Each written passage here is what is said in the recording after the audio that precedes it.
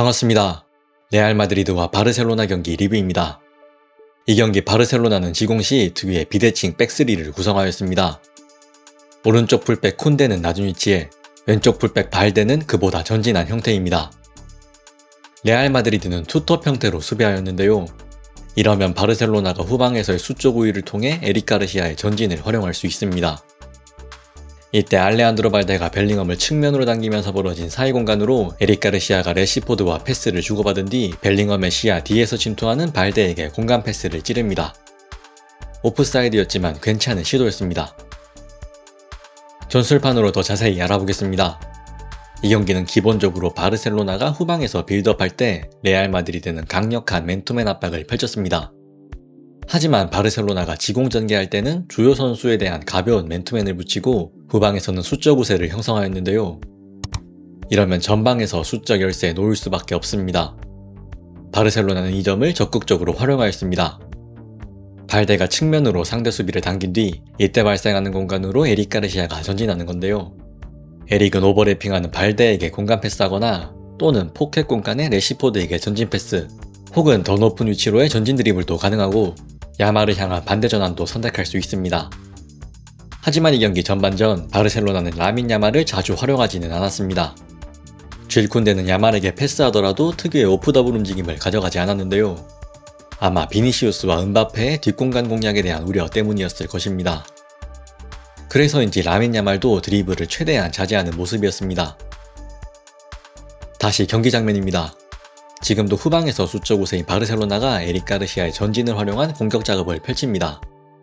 이전과 마찬가지로 에릭은 사이 공간에 레시포드에게 전진 패스하고 레시포드는 너무나 쉽게 돌아선 뒤 최전방 페란을 거쳐 라민 야말에게 패스가 연결되는데요. 지금은 카레라스가 다른 동료들의 수비 도움 없이 야말을 막아야 하는 부담스러운 상황. 야말은 위협적인 왼발 슈팅을 시도했지만 컨디션이 좋지 않았는지 빗나갑니다. 하지만 바르셀로나가 후방 수적 우세를 잘 활용해 공격하자 레알 마드리드의 수비 구조가 달라집니다. 지금도 바르셀로나의 후방 수적 우세이지만 레알 마드리드는 이걸 견제하고자 하는데요. 아르다 길로와 추아멘이 하위선이 한 칸씩 전진하면서 낮은 위치에서도 맨투맨 압박을 시도합니다. 이제 바르셀로나 후방에서 수적 동률이 형성됩니다. 그런데 이 압박이 위협적이지 않았기 때문에 쿠바르시는 쉽게 쿤데에게 패스합니다.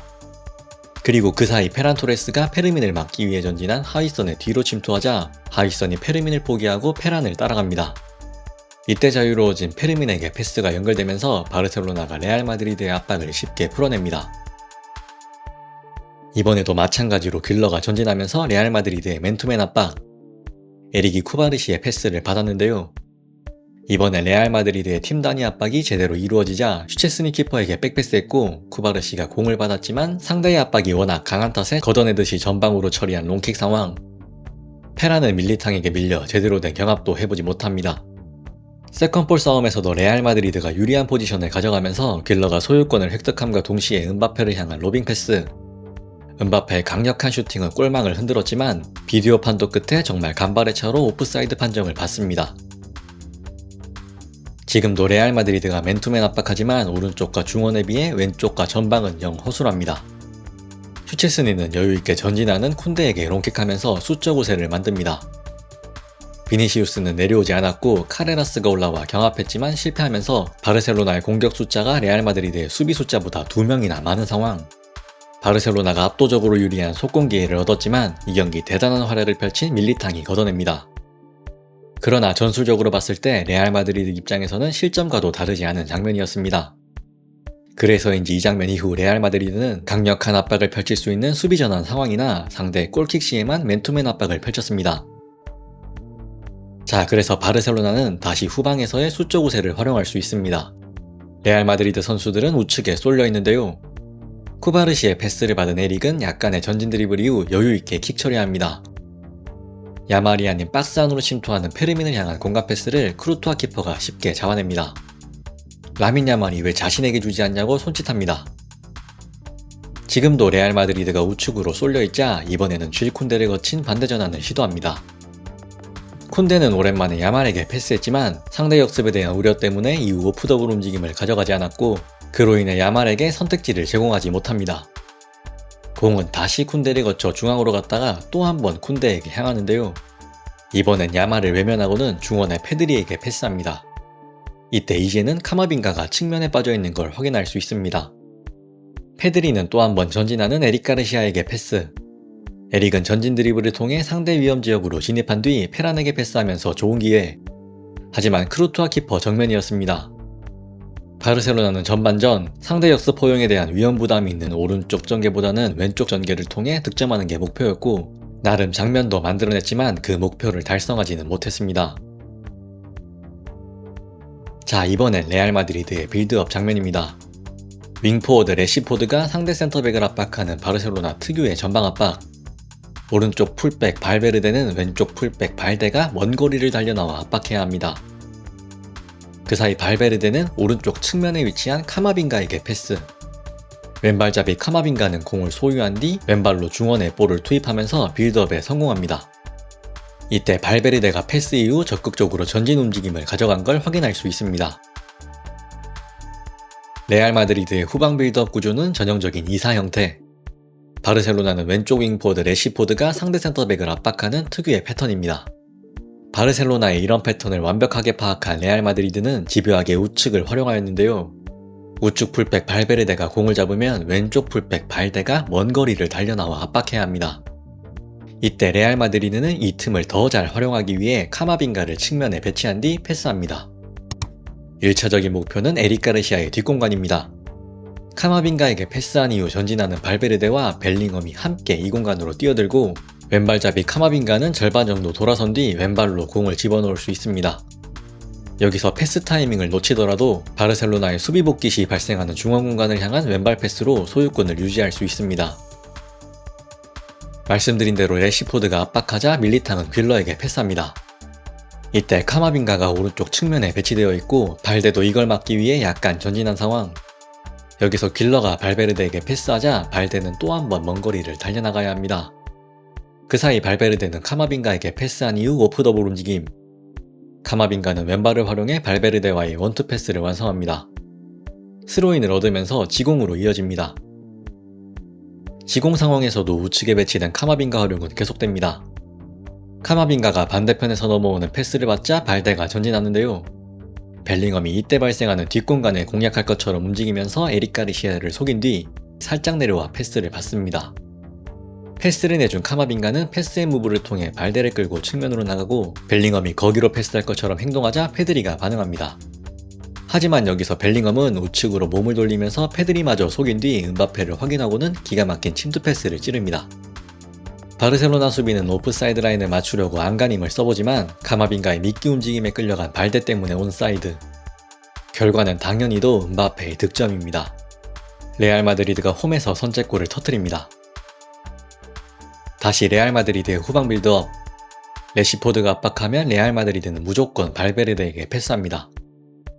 발데가 끌려 나오는 동안 이번에는 발베르데가 카마빈가가 아닌 중앙의 퀼러를 선택하는데요. 패스 이후 발베르데가 전진했기 때문에 퀼러는 우측으로 대충 볼을 투입하기만 하면 되는 상황.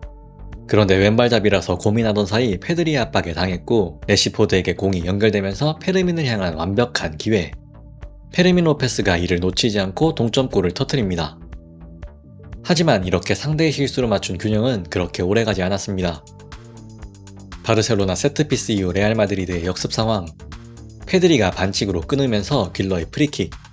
왼쪽 측면에서 패스를 받은 비니시우스가 상대 박스 안에 위치한 센터백 밀리탕과 하이선을 믿고 그냥 높은 크로스를 붙여놓습니다. 이걸 밀리탕이 헤더로 떨궈줬고, 바르셀로나는 하위선을 너무 의식하다가 그만 벨링엄을 놓치면서 레알 마드리드가 앞선 채로 전반전이 마무리됩니다. 후반전에도 레알은 상대 골킥 상황에서 강력한 맨투맨 압박을 펼칩니다. 이런 거센 압박 속에서도 공을 받은 발데는 내려오는 레시포드에게 패스하다가 소유권을 내주면서 위기 상황. 카마빈가의 환상적인 볼 컨트롤 이후 벨링엄의 크로스가 에릭의 팔에 맞으면서 페널티가 선언됩니다. 그러나 음바페가 이걸 날리면서 여전히 한 골 차. 이제 바르셀로나는 전반과 달리 우측을 활용합니다. 상대의 맨투맨 상황에서 라민 야말이 내려와 하위선을 상대로 쉽게 돌아선 뒤 전진하는 페르민에게 스루 패스. 카레라스는 페르민의 전진 드리블을 차단하려다가 태클에 실패하면서 바르셀로나 공격 숫자 3, 레알 마드리드 수비 숫자 2, 엄청난 속공 기회. 이걸 페르민이 동료를 활용하지 않고 직접 슈팅. 그마저도 힘없이 정면으로 향하면서 무산됩니다. 계속되는 레알 마드리드의 맨투맨 압박, 중원에서 루즈볼 싸움 끝에 레시포드가 소유권을 따내면서 쥘쿤데에게 패스합니다. 그런데 비니시우스는 전방 압박 시에 마크맨 쿤데를, 수비 복귀 시에는 막을 의도가 전혀 없었습니다. 쿤데는 너무나 자유롭게 전진 드리블하면서 레알 마드리드의 압박을 풀어냅니다. 이 경기 바르셀로나의 우측 풀백 쥘쿤데의 터치 위치입니다. 전반전은 마치 오른쪽 스토퍼처럼 전진을 자제했지만 후반은 정석적인 풀백처럼 적극적으로 공격에 가담한 걸 확인할 수 있습니다. 그러자 비니시우스의 수비 가담이 문제가 됩니다. 야말이 공을 잡고 쿤데는 오버래핑하자 길러가 수비 가담을 요구하는데요. 그 사이 헐거워진 수비를 상대로 콘데의 도움을 받은 야말이 여기까지 들어와 상대 박스 안으로 킥을 투입합니다. 이 상황이 될 때까지 비니시우스는 보이지도 않습니다. 지금도 쿤데가 야말을 향한 협력 수비를 흐트러뜨리기 위해 오버래핑하는 상황. 비니시우스는 남의 일인 것 마냥 걷습니다. 쿤데의 움직임에 살짝 벌어진 협력 수비 사이로 라민 야말의 아웃프런트 킥. 좀 깊었지만 후반전에는 점점 바르셀로나가 자랑하는 우측 전개가 나오기 시작합니다. 결국 알론소 감독의 인내심은 여기까지였습니다. 72분경 비니시우스를 빼고 호드리구를 투입합니다. 폼이 좋았던 비니시우스는 불만 섞인 제스처와 함께 라커룸에 들어가 버리는데요. 그렇다면 과연 호드리구의 수비 가담은 어땠을까요? 이젠 교체 투입된 호드리구가 쿤데를 압박합니다. 쿤데가 야말에게 패스한 뒤 오프 더블 움직임을 가져가자 호드리구가 전력 질주를 통해 쿤데를 따라 내려옵니다. 이번에는 지공입니다. 쿤데 앞에 위치한 호드리구는 쿤데의 패스 앤 무브에 역시나 전력 질주로 쫓아갑니다. 야말이 원투 패스를 시도하지만 호드리구는 여기까지 내려와 이 패스를 끊어내면서 소유권을 회복합니다. 호드리구가 투입된 이후 이런 장면이 끊임없이 나오면서 경기 막판 레알 마드리드는 야말과 쿤데를 활용한 바르셀로나의 우측 전개를 막아냅니다. 이 장면 직후 현지 카메라는 라커룸에서 돌아온 비니시우스와 알론소 감독을 잡아줍니다. 사비 알론소 감독의 이 교체 판단은 대담했지만 합리적이었고 그게 경기장 안에서 드러난 데다 결과까지 가져왔으니 성공했다고 봐야겠죠. 결국 레알 마드리드는 지난 시즌 4번의 엘 클라시코에서 당한 4연패를 끊어냅니다. 동시에 2위 바르셀로나와의 격차를 승점 5점 차까지 따돌립니다. 반면 바르셀로나 입장에선 경기 내내 부상으로 빠진 레반도프스키와 하피냐가 그리웠습니다. 거기에다 최근 강팀을 상대로 패턴이 읽히고 공략당하는 느낌을 지울 수가 없습니다. 저는 더 좋은 영상으로 돌아오겠습니다. 지금까지 축구공학자 탑샷이었습니다.